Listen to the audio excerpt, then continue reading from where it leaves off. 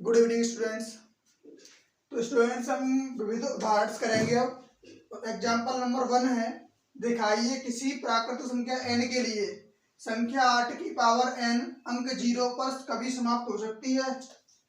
तो मैंने आपको इससे पहले प्रीवियस वीडियो में क्वेश्चन कराए थे, तो बताया था आपको कि जब भी हमें इकाई का अंक शून्य चाहिए तो उसमें गुणनखंड, इसके संख्या के अभाज्य गुणनखंड में 2 और 5 दोनों का आना कंपलसरी होता है, तभी किसी संख्या का इकाई का अंक या अंतिम अंक शून्य पर समाप्त होता है।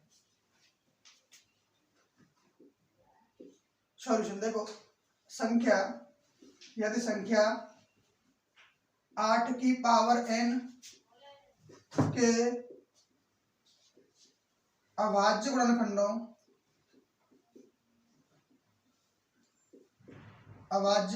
गुणनखंडों में 2 व 5 का आना, 2 और 5 का आना आवश्यक है, परंतु 8 की पावर n के गुणनखंड में अभाज्य गुणनखंड में के अभाज्य गुणनखंडों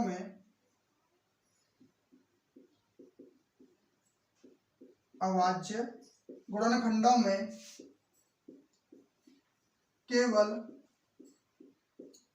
2 ही है।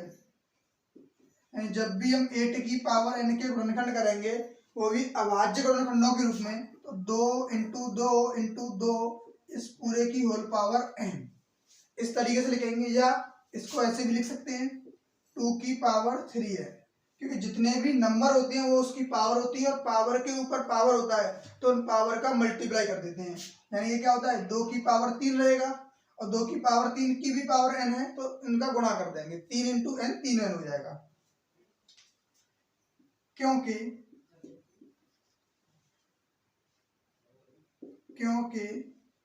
आधारभूत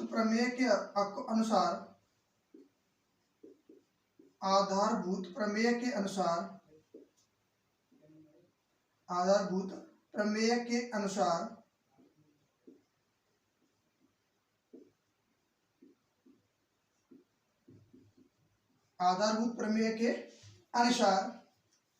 किसी भी संख्या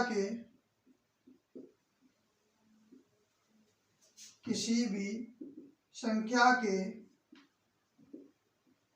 अभाज्य गुणनखंड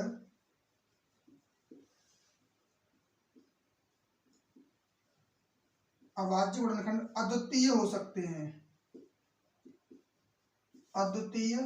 हो सकते हैं।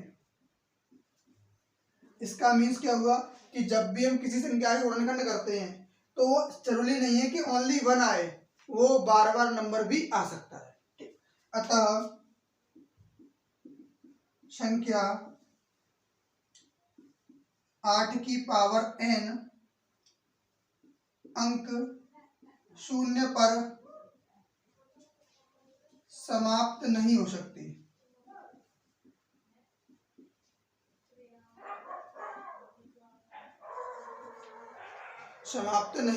है, ठीक है।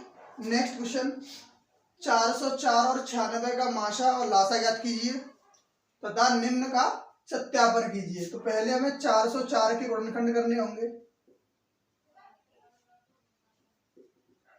404 के गुणनखंड करोगे तो 2 इंटू 2 इंटू 101 रहेंगे, इनके गुणनखंड आप करके चेक कर लेना, ठीक। सेकंड 96 के करोगे तो 2 इंटू 2 इंटू 2 इंटू 2 इंटू 3 रहेंगे। तो जो भी कॉमन पार्ट होता है वो उनका मासा रहता है, यानी कि HCF ये कॉमन पार्ट है, यानी 2 इंटू 2 4। अगर इनका लासा निकालते हैं तो जो भी कॉमन पार्ट है, यानी कि 4 तो इनका कॉमन पार्ट था, जो भी इनमें वेनिस्ट है, और जो भी इसके बाद रिमेनिंग बचा है वो कितना है, 2 इंटू 2 इंटू 3 इंटू 101। ये पार्ट बचा था रिमेनिंग और ये भी बचा था। अब इन सब का मल्टीप्लाई कर देंगे, 4 दूनी 8 दूनी 16, 16 3 48, यानी 48 इंटू 101। इनका जब मल्टीप्लाई करेंगे तो 48 48, ये आएगा इसका लासा। नेक्स्ट अब इनको करना है प्रूफ। जानते हो कि LCM into HCF equals to होता है first number into second number, यानी पहली संख्या गुणे दूसरी संख्या। एलसीएम है 48 48 और एचसीएफ है 4 बराबर 404 पहली संख्या और 96 दूसरी संख्या, इनका गुणा करेंगे।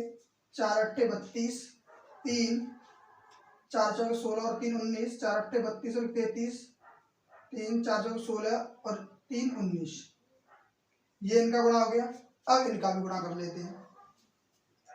इनका गुणा करेंगे तो 4 का गुणा 96 में कर लो, यानी 96 इंटू 4 होगा 24 2, यानी कि 384। 96 चौके होती है 384।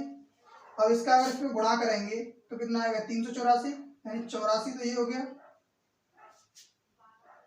यानी कि कहीं ना कहीं मिसिंग हो रही है, किसी पॉइंट पे मिसिंग। 404 की गुणनखंड करेंगे तो यही रहेंगे, ठीक 96 के 12, इसकी गुणनखंड गलत हो गई, यहाँ पे एक और इंटू में 2 आएगा, इंटू 3 इंटू 2 रहेगा इसमें मल्टीप्लाई में, तो ये हो जाएगा 96। तो इसके फैक्टर्स होंगे 96 इंटू 96, यही रहेंगे। यहाँ 48 48 में होंगे 96 96 होंगे। अब 4 से गुणा करेंगे, 4 6 के 24, 2 4 9 36 और 2 38, 3 4 6 के 24 और 3 39, सॉरी 24 और 3 27, हासिल 2 4 9 36 और 2 38, 38,784। अब इनका गुणा करेंगे तो इसमें देखो, जब यहाँ 96 से 4 में गुणा करेंगे तो 384 आएगा, उसके 2 अंक यहाँ आ जाएंगे, क्योंकि यहाँ 0 है।